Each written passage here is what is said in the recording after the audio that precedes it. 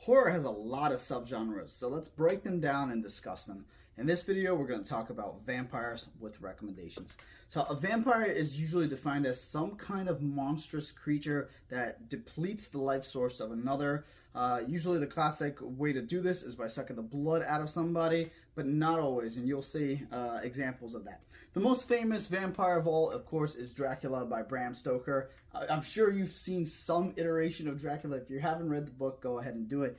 It's written in an epistolary style, but the atmosphere is amazing. These next two actually predate Dracula, such as John Polidori's The Vampire, as well as Sheridan Le Fanu's Carmilla, which I have in this collection of Green Tea and Other Stories. But again, both of those predate Dracula and were like the origins of it.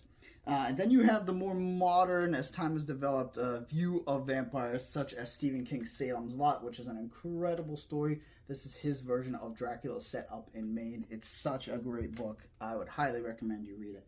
As well as in the 80s, there was a lot of boom of vampires like They Thirst by Robert McCammon, set in Los Angeles, and a very different view of the vampires commanding the night creatures.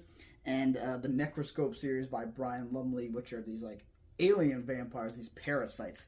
But again, still the very classic definition of sucking blood and stuff. And then you have a different view of vampires, such as was written by Anne Rice in Interview with a Vampire. These are more human-like ones with the ability to feel romance and stuff. They're not these devouring creatures. Another example of this is Let the Right One In by John Ajvide Lindqvist. I'm sure you've seen the movie of this, and if you haven't, read the book.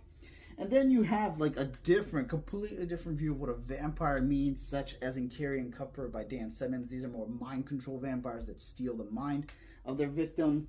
And the Strain series, which these are again about injecting these parasites into people and then controlling them that way.